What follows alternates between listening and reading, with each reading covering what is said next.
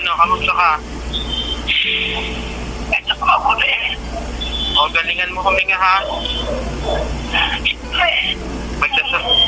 Magdasal ka lang ha. Oo, damihan mo yung habagin ng Maria. Sige. Sige, Dodosan. Mamayang umaga pa, alas 5 pa. Na umaga, ako susundo sa'yo sa operating room. Dito!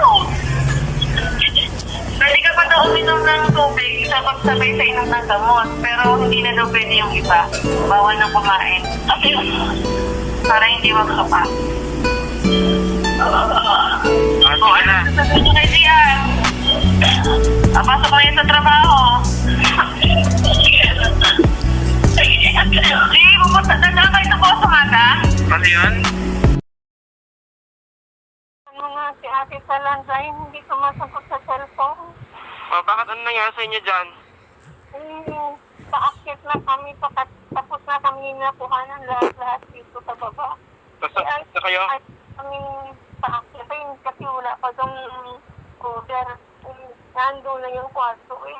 Gutom na si daddy mo. Alam mo naman kung narinig. Tapos kung i-swab test, hintayin na lang yung order. Okay, sige. Okay, again.